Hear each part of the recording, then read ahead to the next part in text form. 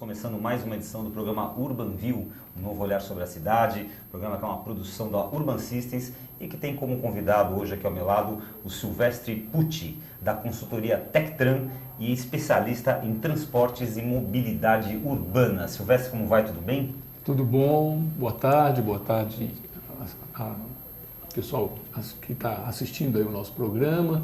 E é um prazer enorme estar aqui com vocês. É um prazer para nós estarmos aqui com você, muito bem-vindo e agradecemos muito a sua presença no Urban View de hoje, que tem como olhar da semana, o tema sobre o qual vamos conversar com o Silvestre, a seguinte questão: a crise da mobilidade urbana, quais são as causas e os caminhos para a sua solução.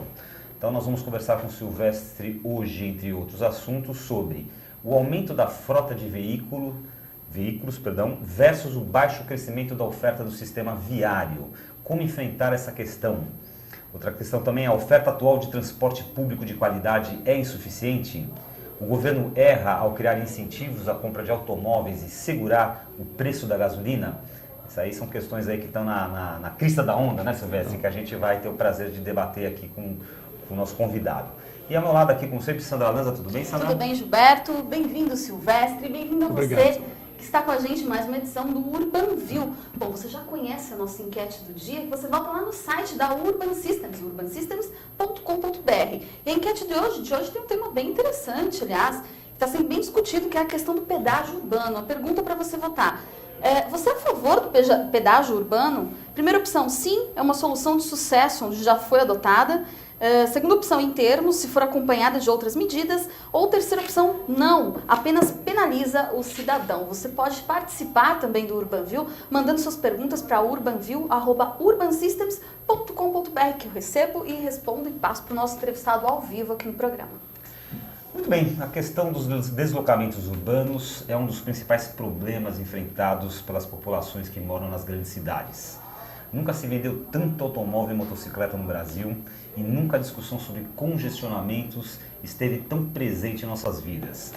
Os congestionamentos se alastraram no tempo e no espaço, ocupando novas vias e novos horários, né? Aliás, isso é uma questão muito engraçada, novos horários, porque às vezes de madrugada ou no meio da tarde, quando você menos espera que você vai enfrentar um congestionamento, ele está lá presente, atazanando a nossa vida.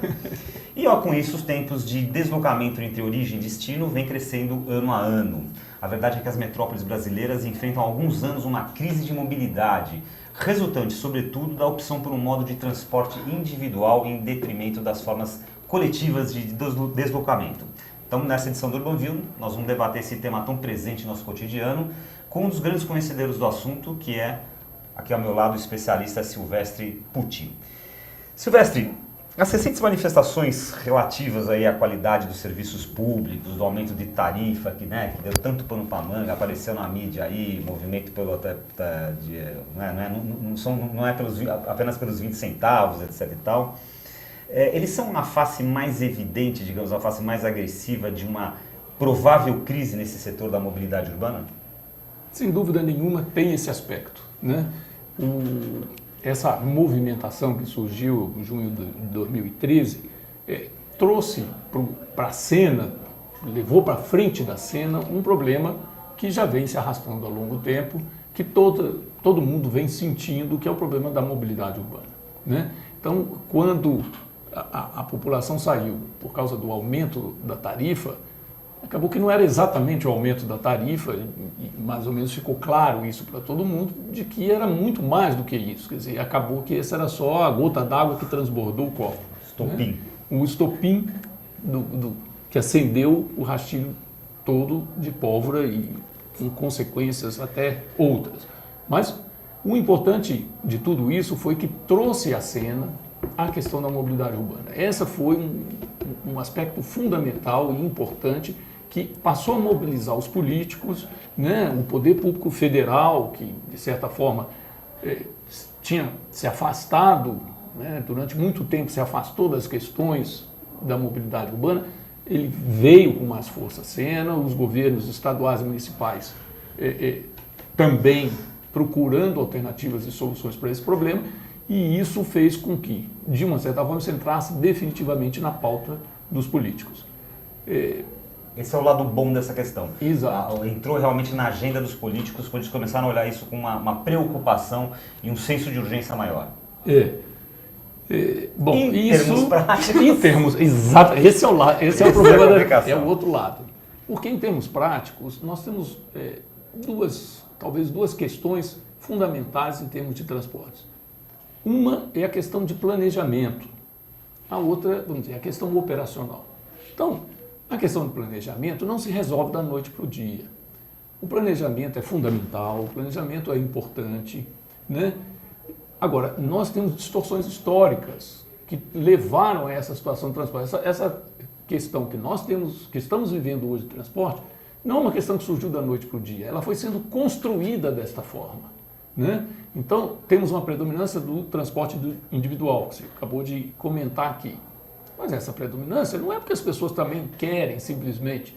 O automóvel virou uma solução de mobilidade individual e cada um está resolvendo o seu problema individualmente.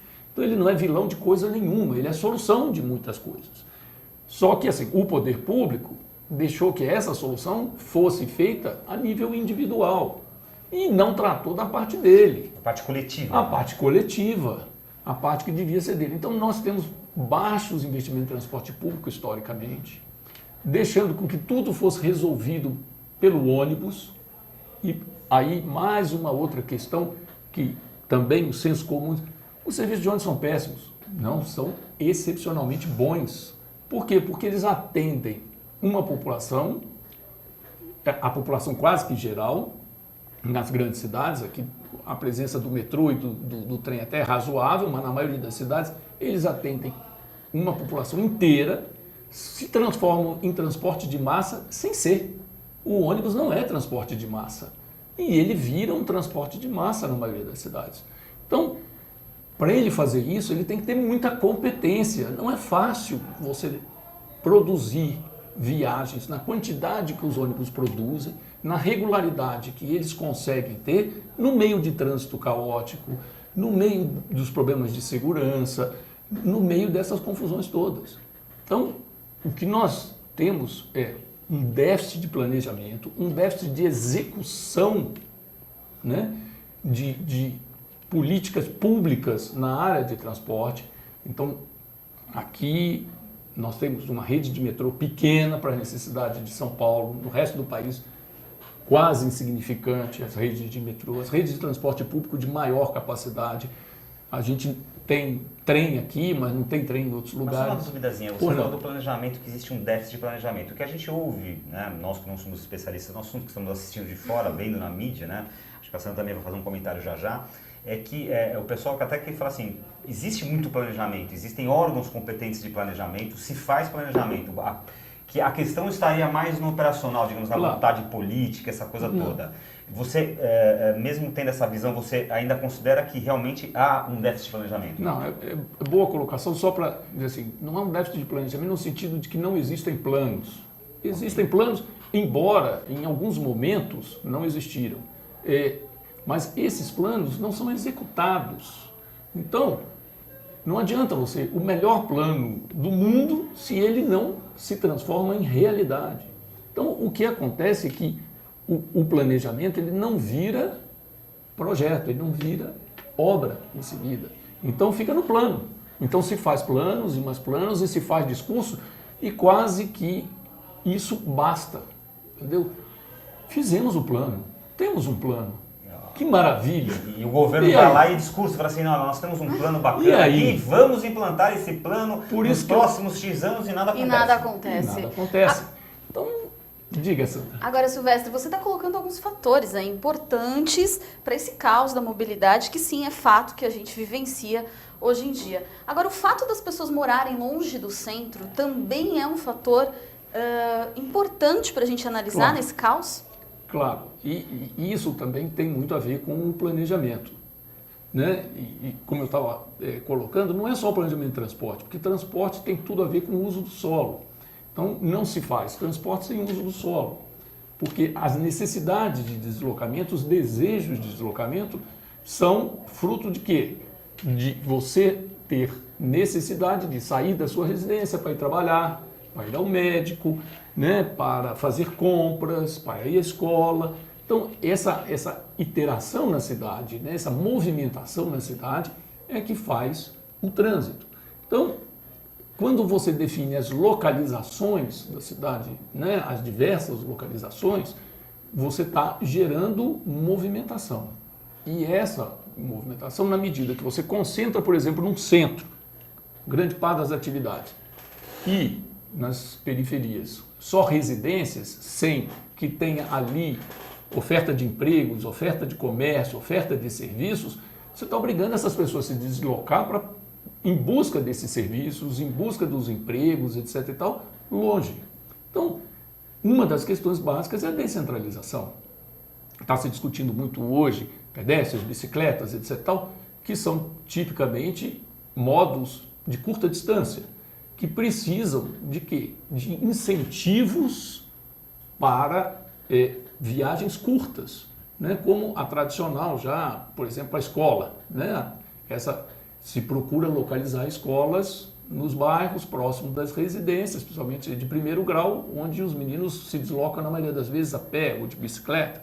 Então, mas isso precisa se reproduzir em maior escala. A cidade precisa ser polinuclear. Quer dizer, o que você está dizendo, digamos assim, a mobilidade urbana precisaria de um planejamento que, além de médio e longo prazo, ele também fosse feito dentro de um contexto multidisciplinar, porque não é só os modais, é também essa questão do uso do solo, então tem que ter uma multidisciplinaridade aí. Com certeza, quer dizer, o transporte ele responde a alguma coisa, né? O profissional de transporte é um profissional, vamos dizer, meio, ele está respondendo a outras necessidades. O transporte em si quase não gera necessidade. A não ser se você querer passear de carro pela cidade para mostrar alguma coisa interessante, mas o normal é o transporte estar respondendo a uma necessidade da população. Então, essa necessidade de ir ao trabalho, de ir à escola, de ir a compras, etc., tal, é que faz o transporte. Existem políticas públicas para unificar essa conversa que o Gilberto até colocou agora, quer dizer, o poder público, o setor privado, quer dizer, para todo mundo se entender e fazer um bom planejamento? Ou não existe isso ainda? Não, existe sempre as boas intenções, né? Junto com o povo do inferno, tem sempre aquelas boas intenções que estão sempre lá, mas tem muita conversa, tem sempre muitas boas intenções, mas nem sempre as coisas caminham juntas. Então, muitas vezes se vê, e isso no dia a dia, de repente se faz um loteamento, o próprio governo financia, lá longe, onde não tem nenhuma infraestrutura, onde não tem nada, e obriga que todo mundo que vai morar lá vai ter que se deslocar para o centro, para outros locais, para trabalhar, para estudar, etc. Tal. Isso é extremamente comum de se ver, né? Existem brigas, às vezes, se proíbe edificações mais altas aqui, ou não sei o quê, então você perde, às vezes, escala de transporte para justificar um sistema de transporte de mais alta capacidade, e você espalha a cidade cada vez mais com construções mais baixinhas e etc e tal, e aí você aumenta o tamanho da cidade para caber a mesma população que habita ali, que quer morar. Por isso que muitos planejadores urbanos defendem um maior adensamento. Com certeza. Para a área de infraestrutura, e aí não é só transportes, água, esgoto, energia, toda a área de infraestrutura, o adensamento é fundamental, porque você reduz custos de infraestrutura de um modo geral e de transporte também. E você consegue viabilizar sistemas de maior capacidade. Quanto mais espraiada é a cidade, mais você tem que levar toda a infraestrutura, sistemas viários e as outras serviços, e você não tem volume suficiente para justificar demanda de sistemas de transportes mais eficientes. E você tem que pulverizar isso nos locais. Então, essa é uma junção complexa que precisa ser feito e não é da noite para o dia que se faz. É isso que eu estava falando. Quer dizer, nós precisamos começar hoje, ontem, e ir mudando. E essa é a primeira que eu comecei falando, é o primeiro lado da história, que não se muda da noite para o dia a questão do transporte, né? A questão fundamental, porque as necessidades estão aí, as pessoas estão morando nesses locais e você precisa atender. Então, só para completar meu raciocínio lá do começo, quer dizer, o outro lado é o lado operacional. Quer dizer, você tem que gerenciar o dia a dia. Não adianta você ter só planos que vão construir uma cidade maravilhosa daqui a 20 anos. Eu preciso de resolver o problema do dia a dia do cidadão. As pessoas querem se deslocar hoje, as pessoas querem chegar nos seus trabalhos, né? Hoje, agora, não é amanhã, não é depois da manhã, prometer assim, eu vou botar um metrô daqui a 10 anos, eu vou mudar a lei do solo, se a indústria da construção civil trabalhar bem, daqui a 20 anos já mudou a configuração desse bairro. Não é assim. As pessoas estão precisando do dia a dia. E nós precisamos responder a isso. Então tem que ter engenheiros de tráfego, engenheiros de transporte, que saibam trabalhar com semáforo, que saibam trabalhar com sinalização, que saibam mudar uma mão de rua, inverter a sinalização. Quer dizer, essa coisa que às vezes se dá tão pouca importância, né, que é aquele trabalho árduo. Trabalho de formiguinha do de dia a dia. formiguinha. Tem que punir o infrator, aquele que para em fila dupla, que prejudica o trânsito, né, que acaba prejudicando toda uma rua, fechando uma faixa de tráfego que é tão importante e tão fundamental, principalmente em cidades congestionadas, onde uma faixa de tráfego que se perde é um congestionamento certo, e tem pessoas que param em fila dupla, param em estacionamento proibido, na maior tranquilidade. É um pouco dessa cultura, um pouco brasileira, da individualidade, né? Essa mesma, talvez, não sei, um raciocínio aqui que possa surgir, que essa mesma individualidade que faz com que as pessoas queiram resolver o seu problema comprando o carro, que é uma solução individual, também me parece que faz com que elas ajam de uma forma individual. Então eu tenho o meu carro, eu tenho essa rua, e se eu preciso parar aqui para comprar, é só para comprar um negocinho ali, eu paro o carro aqui na faixa de ônibus exclusiva para a Sandra descer, para ir ali pegar uma encomendazinha, que é só coisa rápida, 3 minutinhos.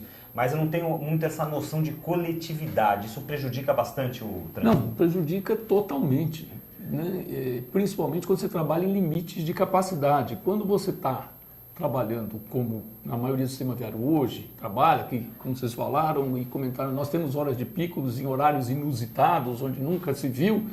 Então, assim, você trabalha no limite. Qualquer alteração, perturbação nessa capacidade da via, significa congestionamento. Então, quando você para um veículo, é como se você estivesse estrangulando a via, né? Como se você, de repente, tivesse feito um acréscimo ali de passeio e você afunilou ela.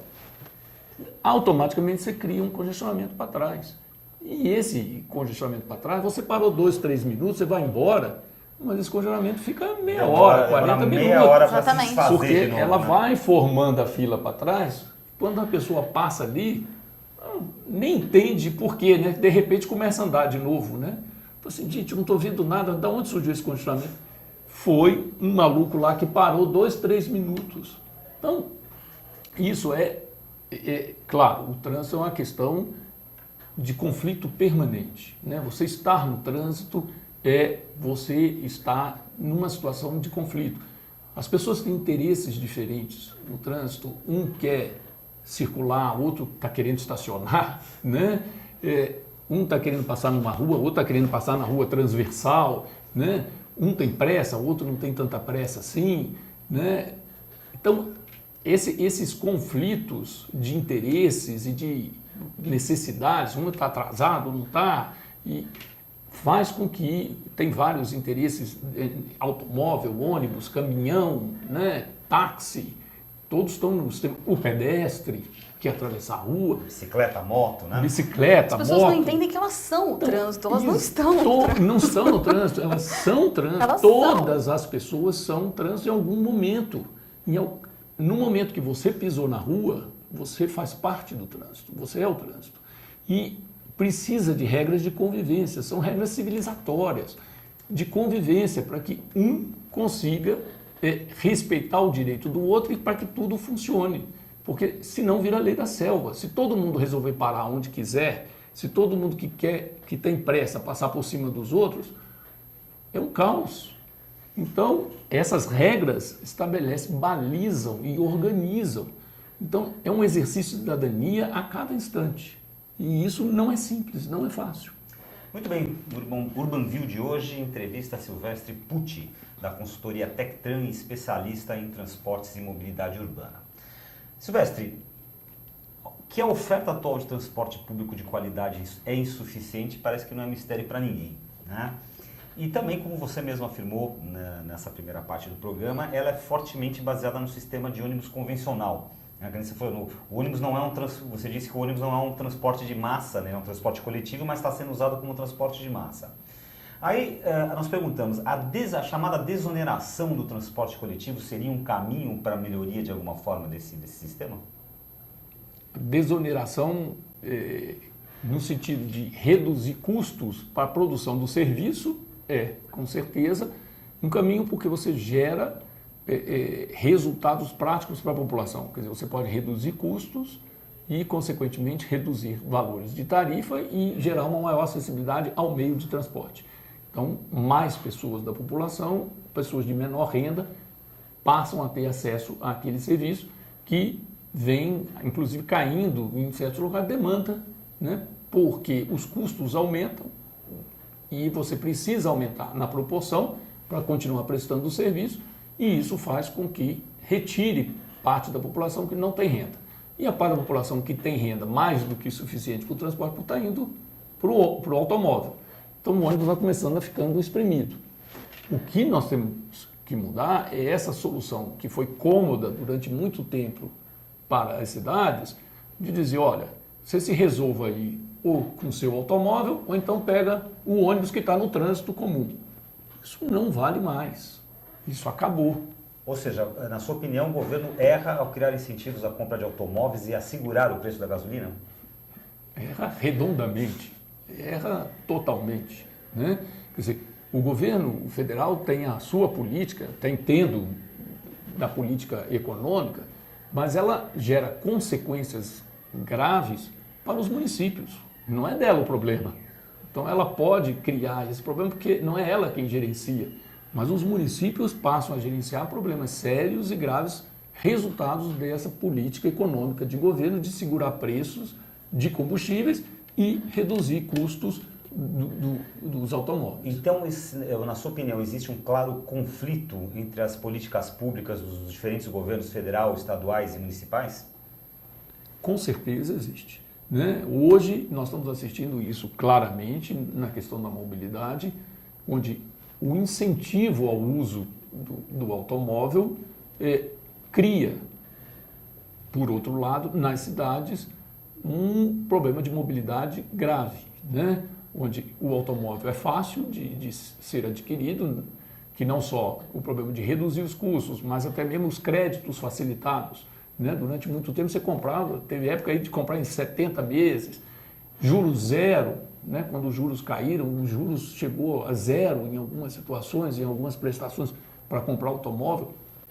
Então, assim, juros barato, juros subsidiado, preços menores e tarifas do combustível congeladas, inclusive com outros tipos de consequência macroeconômica relativas ao álcool, combustível, etc. Que nem se fala, nem tem espraiamento na questão da mobilidade, né? Que não tem direto na mobilidade em si, mas tem na relação da qualidade do ar. Quer dizer, como subproduto, a poluição, né, que é produzida nas grandes cidades, na sua grande maioria pelos automóveis, o combustível álcool é muito menos poluente. Aliás, aqui em São Paulo a gente vê uma situação muito curiosa e muito paradoxal, porque a Prefeitura de São Paulo pertence ao mesmo partido do governo federal, né? Inclusive o prefeito de São Paulo foi indicado, né, pelo ex-presidente desse mesmo partido.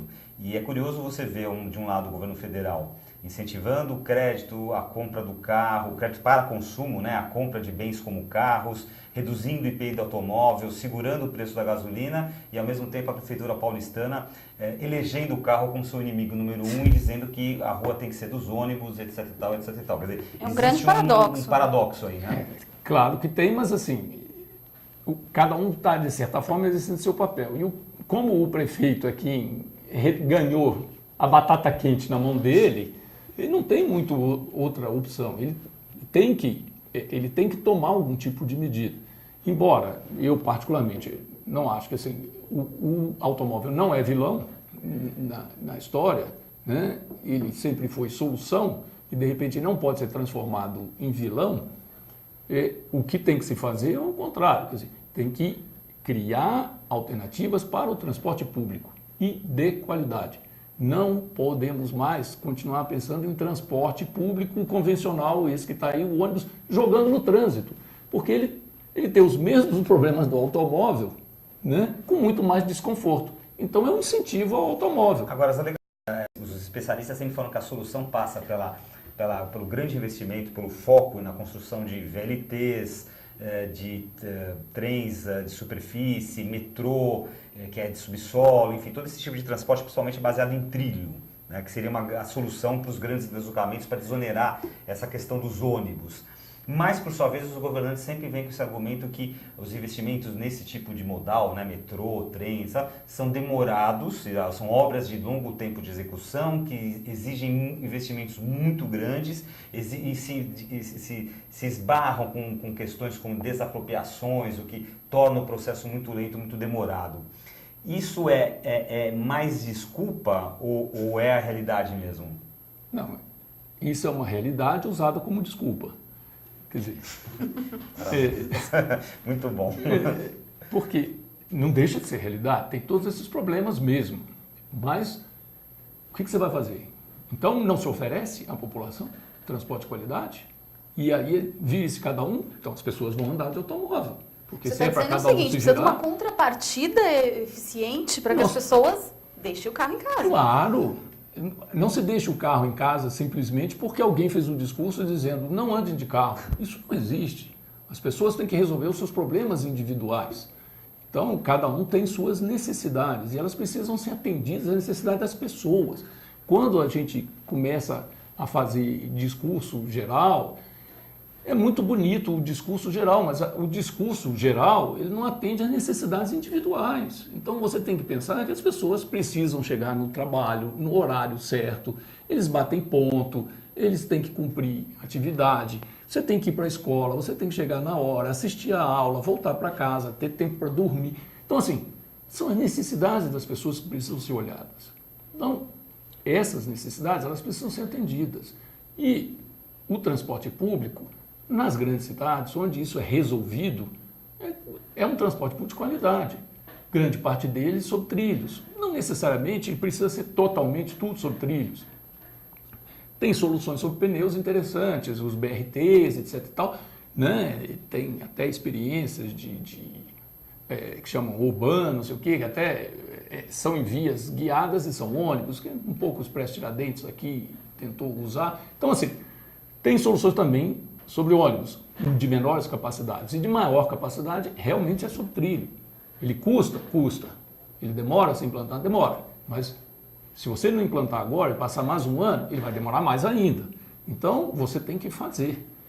O custo, tem um custo de desapropriação? Tem. Mas você tem que enfrentar. A desapropriação é um instrumento de governo que, às vezes, o sacrifício de uma pessoa compensa com o benefício de milhões.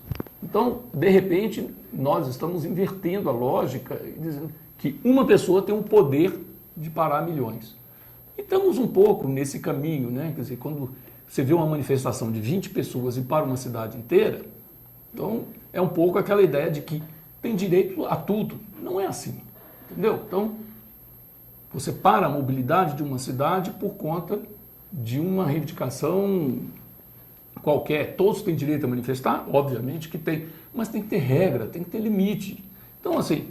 Aquela velha história do bem comum prevalecer sobre a individualidade. E isso se espera do político, que ele pense o bem comum. Então, o político, ele está ali para gerenciar a questão social da cidade como um todo. Ele tem que olhar a cidade como um todo.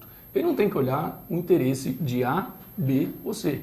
Tem que olhar o interesse da sociedade. Então, você tem que enfrentar a questão da desapropriação também. São questões que precisam ser enfrentadas. E fugir delas não resolve o problema. Nós ficamos do mesmo tamanho. Essas questões que você está colocando, por exemplo, você citou um exemplo de 20 pessoas que praticamente param um bairro ou uma zona de uma cidade, uma grande cidade como São Paulo, evoca uma outra questão também que é muito importante, talvez a gente não analise ela por esse ângulo, não está acostumado a analisar por esse ângulo. Então, a questão é a seguinte, a lentidão das cidades, né, essa lentidão crescente, cada vez maior, as torna menos interessantes para a realização de investimentos em função da redução progressiva na mobilidade? Com certeza absoluta. Isso é claro, por exemplo, nos centros urbanos tradicionais antigos. Quer dizer, na medida que os centros antigos tradicionais foram sendo congestionados, porque todas as vias das cidades convergiam para o centro, e os grandes serviços, oferta de empregos, etc., estavam lá. E claro que uma cidade inteira tentando andar num centro de cidade que é restrito em termos de espaço viário, onde você não tem grandes possibilidades de mexer, porque ele vai se consolidando ao longo do tempo, o que fez? Matou grande parte dos centros das cidades. Então, centros de cidades históricos de muitas cidades entraram em profunda decadência e se desvalorizaram e viraram áreas degradadas, etc. Por quê? Porque você criou a imobilidade, né? E nesses locais, e isso é histórico, não é de agora não, isso vem de muitos anos, né? Então, o que acontece? A cidade, ela é muito interessante, a cidade é viva, ela é formada por muitas pessoas e ela é viva. Então, assim, ela vai criando meios, né? Como, assim, é um pouco, você infarta a área e começa a criar veias alternativas que começam a irrigar outras áreas e isola aquela dali. Então, você começa a criar outros centros, outros subcentros, e aquele ali ficou meio que necrosado. Então, vem políticas, inclusive, de revitalização, revigoração dessas áreas, etc.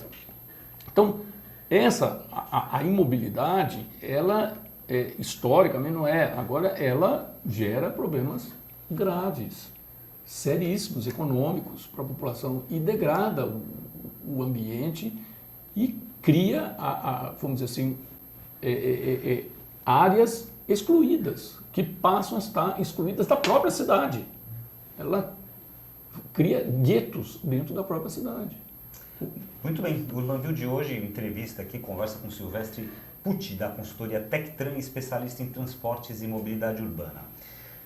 Silvestre, uma outra questão, muito se fala hoje, a gente tem recebido aqui no Urban Systems, no Urbanville, pessoas que defendem os chamados uso dos meios de transporte não motorizados, bicicleta, patim, pedestre, seja lá o que for, né? Você acredita que o incentivo ao uso de meios de transporte não motorizados possa ser parte dessa solução? Por exemplo, aqui em São Paulo, onde o governo municipal, junto com a questão dos corredores de ônibus, parece investido bastante na construção de ciclovias ou faixas exclusivas para as bicicletas. Como é que você vê essa questão dentro desse mix, desse contexto? Bom, eu olho com muita simpatia, mas olho com uma preocupação, porque, de um lado, parece que virou um certo modismo a bicicleta.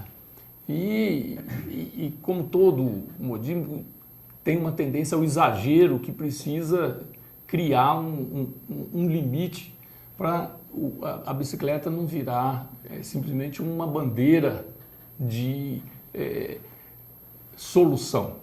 Ela faz parte da solução. Então, ela é parte integrante de uma solução. Olhando a bicicleta, não pelo lado esportivo, o lazer, ou como meio, mas como um meio de transporte, como um dos modos de destino, trabalho, casa, trabalho, trabalho, casa. A bicicleta, assim como o pedestre, os meios chamados não motorizados, eles podem cumprir um papel fundamental. Quer dizer, ocupam pouco espaço, são saudáveis, não são poluentes, fazem com que a pessoa se desloque de uma forma tranquila, mas precisamos dotar com segurança, com tranquilidade, com conforto, e precisamos ter a noção de que a bicicleta é destinada a trajetos curtos. Ela não... Esse negócio de ficar pensando que nós temos que botar num corredor, põe o ônibus, põe a ciclovia do lado, não sei o quê. A bicicleta não é transporte de massa. E começa, às vezes, a aparecer coisas como se a bicicleta fosse um transporte de massa. Não é. A bicicleta pode ser usada pela massa, por muita gente, como o pedestre. Mas a gente não pode esquecer que, assim como o carro, ela transporta uma, no máximo 2 pessoas, né? E ela tem um alcance limitado. Embora tenha pessoas que caminhem 4, 5, 6 quilômetros, não é para os deslocamentos de pedestres serem no dia a dia, porque isso é cansativo, é desconfortável, não sai do saudável no sentido do dia a dia do trabalho. Então, os deslocamentos a pé, como eu falei antes, por exemplo, para ir para a escola, para ir para o comércio local, então isso tem a ver com o quê? Com essa descentralização, com a criação de polos regionais, onde as pessoas possam fazer suas compras, ir ao seu médico, ir ao banco, resolver coisas próximas pelos sistemas ou a pé, e para isso precisa ter uma revolução na questão das calçadas, porque a gente fala muito da ciclovia. Das pessoas também, né? De educação. A gente fala muito da ciclovia, ciclista. estamos brincando com a ciclovia, mas não resolvemos os problemas dos pedestres. 1/3 das viagens, por exemplo, de São Paulo, são realizadas a pé.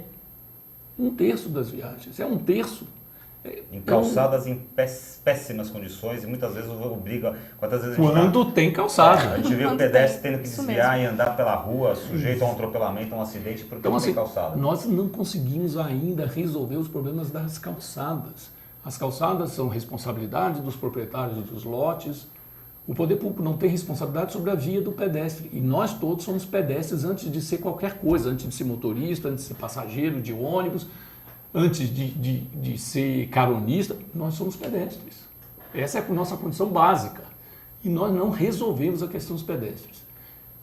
Sou favorável às bicicletas, ciclovias, ciclofaixas, ciclorotas, planejar. Agora, vamos ter criatividade, vamos trabalhar. Primeiro, temos que ter paraciclos ou bicicletários, né, os locais onde se coloca a bicicleta, porque ela é um equipamento, inclusive visado, sujeito a roubo.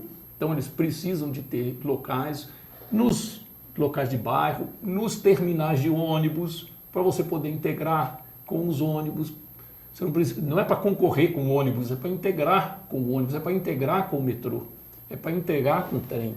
Então, assim, integra o sistema, transforma isso num sistema mesmo, onde a pessoa, em vez de ir a pé, numa distância um pouco maior, vai de bicicleta. E deixa a sua bicicleta coisa, né? lá. O ideal é que a pessoa possa sair a pé de casa, ou de bicicleta de casa, ir até um terminal de ônibus, parar sua bicicleta, pegar um ônibus, entrar lá, pegar um trem para se fazer um grande deslocamento. Essa integração dos modais. Exatamente. Passa O pela metrô solução. já faz essa integração, né, com as bicicletas, de alguma forma. Exato, Ainda isso não é o que muito tem que ampla. andar. O conceito hoje de transporte é o conceito de rede.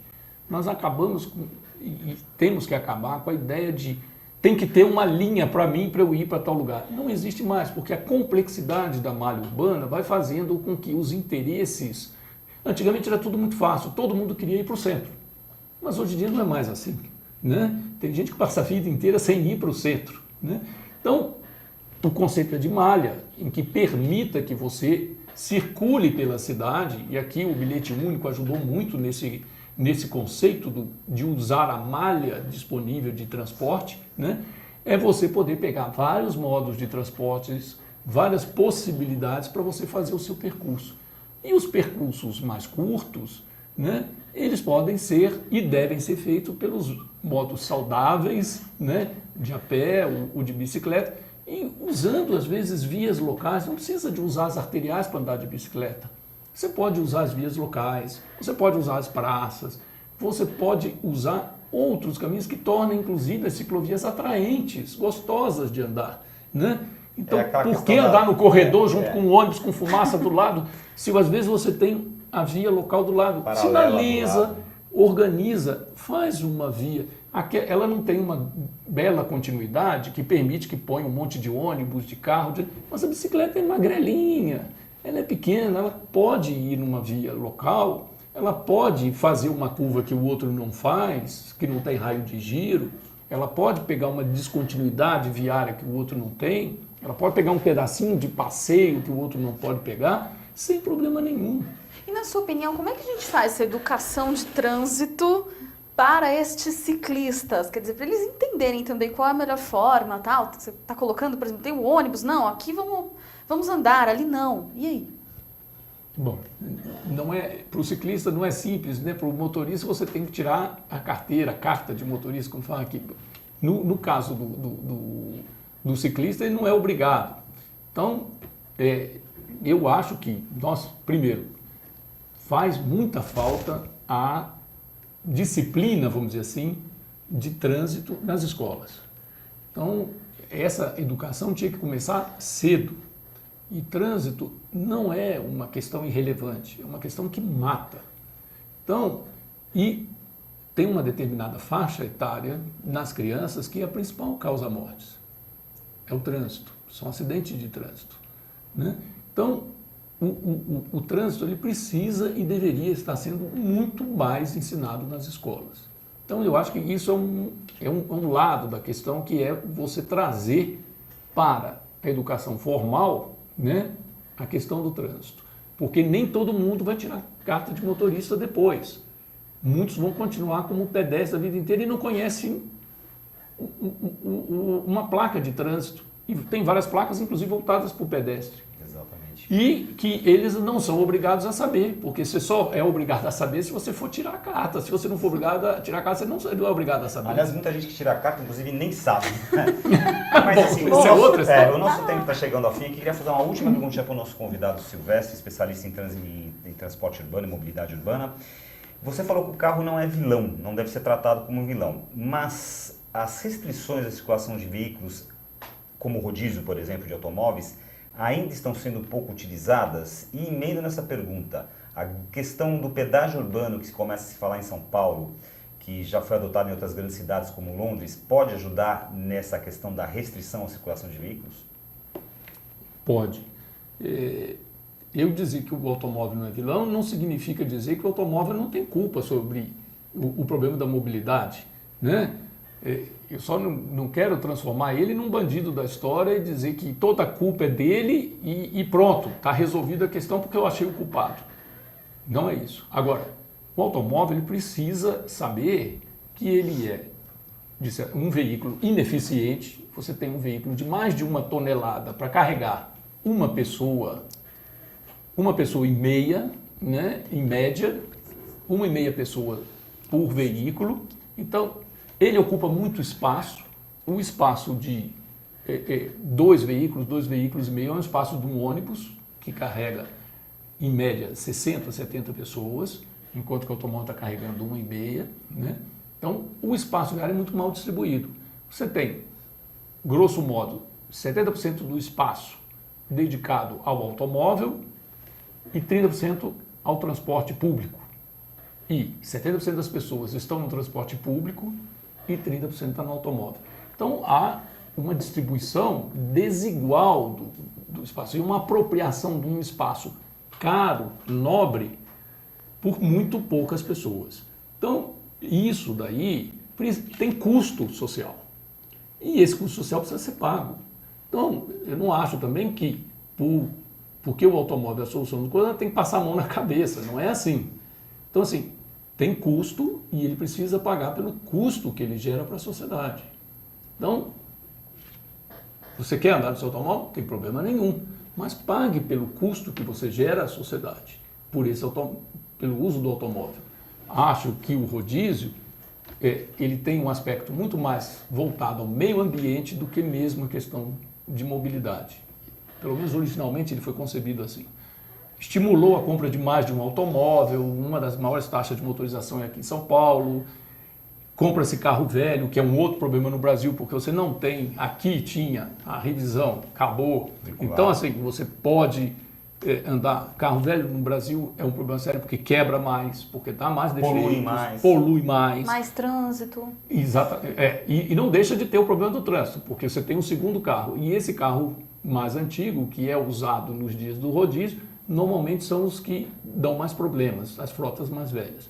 O pedágio urbano, do meu ponto de vista, é muito mais consistente tecnicamente, porque você cobra pelo uso de um espaço nobre, caro, e que as pessoas têm que começar a ter noção de que o sistema viário não é de graça.